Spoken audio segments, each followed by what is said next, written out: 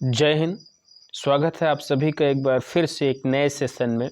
इस वीडियो में आप सभी लोग संस्कृत के मॉडल प्रश्न पत्र 2023-24 के क्रम में जो अंतिम पैराग्राफ होता है उपखंड ख है, यह पूरा व्याकरण से लिया जाता है या 25 नंबर का होता है। 25 नंबर पूरा व्याकरण से आता है। आइए हम इस प्रश्न पत्र को सॉल्व करते हैं और देखते हैं कि यह खंड किस प्रकार से आपसे बोर्ड की परीक्षा में पूछा जाने वाला है। आप देखिए, लास्ट तक वीडियो को देखिएगा। आपको मैं यकीन दिलाता हूं कि आपके जो व्याकरण वाला पार्ट है पूरा का पूरा आपको नंबर मिलने वाला है। तो वो नंबर कैसे आप मिलेगा, आइए देखते हैं, हम सॉल्व कराते हैं इसको। देखिए, उपखंड का प्रश्न कर रहा है कि निम्नलिखित रेखांकित पदों में से किसी एक में नियम निर्देश पूर्वक विभक्ति का नाम लिखिए। 3 पद आपको दिया गया है, तीनों पद में से किसी एक का आपको उत्तर देना रहेगा। तो आइए हम तीनों सॉल्व करवा देते हैं। पहला कह रहा है कि अहम रामम पश्यामि। इसमें रेखांकित पद क्या है? रामम पद है। जो रामम पद है ये द्वितीय विभक्ति में लिखा गया है। तो द्वितीय विभक्ति में आया कैसे? तो इसके लिए एक सूत्र है, कर्तु रीप्सि ततमम कर्म। ये सूत्र है, कर्तुरीप्सि ततमम कर्म। इस सूत्र से कर्ता कौन है? अहम है। कर्ता जो क्रिया सर्वाधिक करना पसंद करे उसमें क्या होता है? कर्म कारक होता है। तो कर्ता को, अहम को सबसे अधिक देखना किसे पसंद है? तो राम को देखना पसंद है। अतः जो राम है, राम क्या है? हमारा कर्म कारक है। ये आपको पता चल गया किसमें क्या है? कर्म कारक है। किस सूत्र से? कर्तुरीप्सि ततमम कर्म सूत्र से। आगे आप लिखोगे कि कर्तुरीप्सि ततमम सूत्र से रामम पद में कर्म कारक हुआ है तथा कर्मणि द्वितीया इस सूत्र से इसमें द्वितीय विभक्ति का प्रयोग हुआ है। ठीक है, आइए अगला देखते हैं।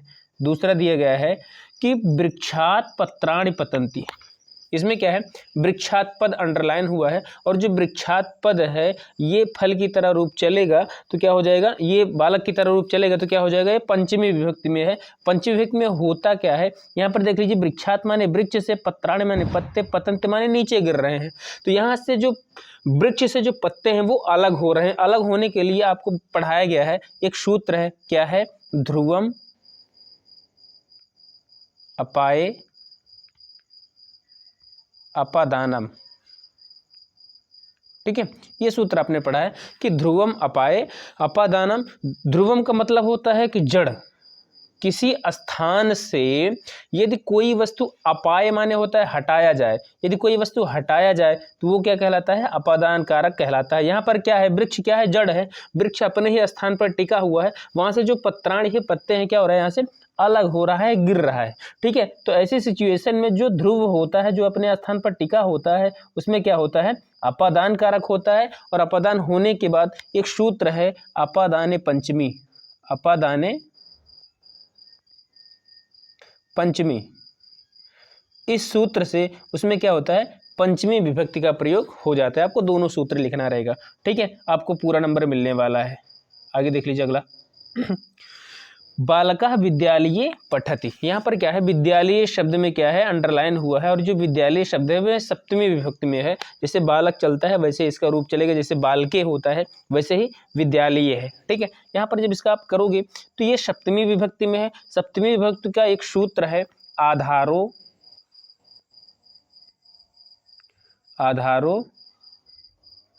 अधिकरणम। आधारो अधिकरण, जो आधार होता है, जैसे प्रत्येक वस्तु का कोई ना कोई वेश होता है। आप कहीं पर खड़े होते हो तो आपके खड़े होने का कोई वेश होता है। आप बैठते हो तो आपके बैठने का, चाहे कुर्सी हो गया, चाहे जमीन हो गया, कोई ना कोई चाहे चटाई हो गया, कोई ना कोई बैठने का वेश होता है। तो जो वेश होता है वही क्या कहलाता है? वही आधार कहलाता है। और आधार में अधिकरण कारक होता है। तो इसमें क्या है? बालक की पढ़ने का जो आधार है वो क्या है? विद्यालय है। कहने का मतलब ये है कि बालक विद्यालय में पढ़ने जा रहा है, तो यही क्या हुआ? उसका आधार हुआ। और इस सूत्र से इसमें क्या हो जाएगा? अधिकरण कारक हो जाएगा। और अधिकरण कारक होने के बाद एक सूत्र और आता है, सप्तम्य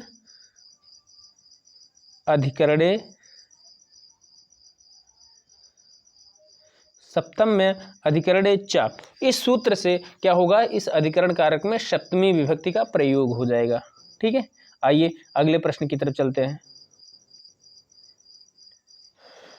प्रश्न नंबर 7, निम्नलिखित में से किसी एक पद में प्रत्यय लिखिए। आपको 4 दिया रहेगा, 4 में से आपको एक में ही लिखना रहेगा। मैं चारों सॉल्व करवा दे रहा हूं। देख लीजिए, पहला क्या है, श्रुत्वा। देख लीजिए, जहां पर आपको लास्ट में किसी भी अक्षर में लास्ट में आपको ये दिख जाए, त्वा दिख जाए, तो वहां पर तुरंत बता दीजिएगा इसमें क्या है, आधा का, आधा ता, वा, ये प्रत्यय लगा हुआ है, त्वा प्रत्यय। ठीक है, यहां पर क्या है, त्वा प्रत्यय लगाओ। जहां पर भी आपको श्रुत्वा, गत्वा, पठित्वा, चलित्वा, हसित्वा, इस तरह से कहीं पर भी आपको दिखता है तो उसमें कौन सा प्रत्यय आप बताएंगे, त्वा प्रत्यय बताएंगे। ठीक है, अगला देखते हैं। अगला क्या है, गंतुम। जहां पर ऐसे आपको दिख जाए तो वहां पर तुरंत आप बता दीजिएगा कि यहाँ पर क्या है, तुमुन प्रत्यय। इसको देखने से आपको पता चल जाएगा। तो इसमें क्या है, तुमुन प्रत्यय, जैसे पठतुम, चलितुम, हसतुम, गंतुम, है ना। तो इस तरह से कोई भी सेंटेंस मिलने वाला है तो इसमें कौन सा प्रत्यय है, तुमुन प्रत्यय है। ठीक है, अगला देख लीजिए। अगला है पठनीय। देख लीजिए, लास्ट में क्या दिख रहा है, नीय दिख रहा है। ठीक है, नीय दिख रहा है। अगर इस तरह से आपको दिखे, जैसे पठनी, चलनी, गमनी, हसनी, अगर दिख रहा है तो आप क्या बताओगे, तो इसमें क्या है, कौन सा, अनीयर प्रत्यय है। इसमें कौन सा प्रत्यय आप बताओगे, इसमें अनीयर प्रत्यय है। ठीक है, उसके बाद देख लीजिए अगला क्या है, अजा। अजा में क्या है, अजा में आप याद कर लीजिएगा, अजा में टाप प्रत्यय है।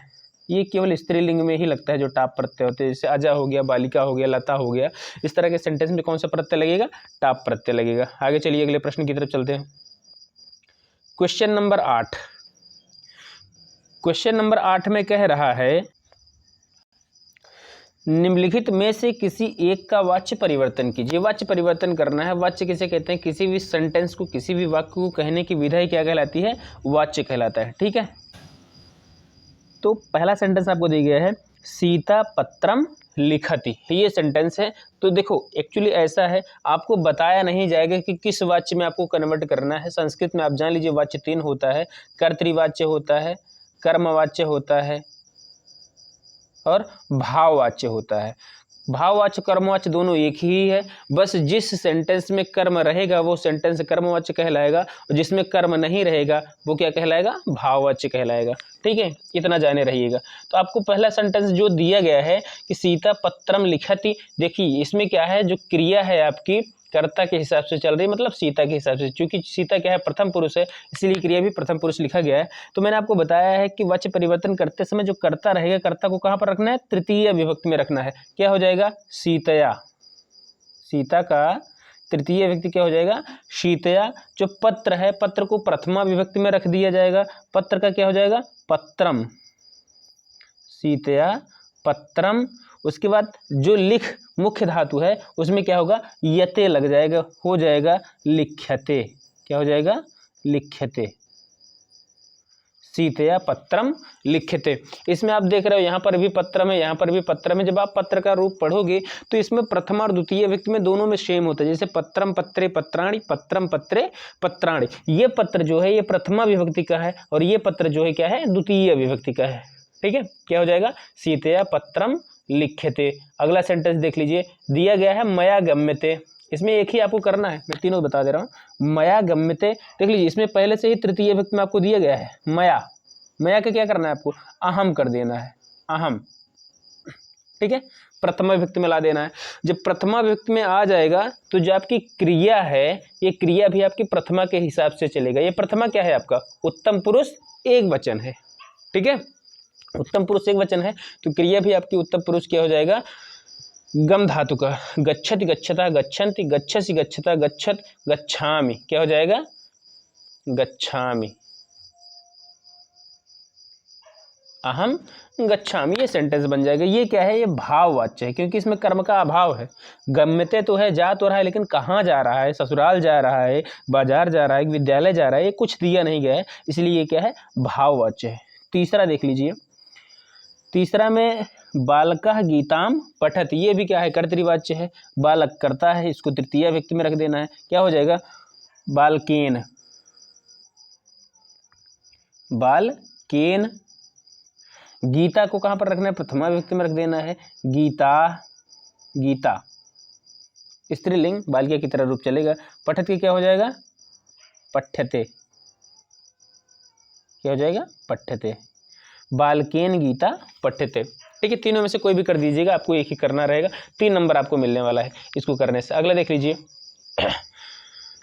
संस्कृत में आपको अनुवाद दिया गया है। संस्कृत के अनुवाद में भी आपको 3 ही करना है, 3 दूनी 6 नंबर आपको इसमें मिलने वाला है। देखिए पहला हम देखते हैं, आप लोग बोलते हैं, तो जो आप है ये तुम या आप बात एक ही है। ठीक है, तो ये क्या है, मध्यम पुरुष है और बहुवचन है। मध्यम पुरुष बहुवचन का क्या होता है, त्वम, युवाम, यूयम। क्या हो जाएगा, यूयम।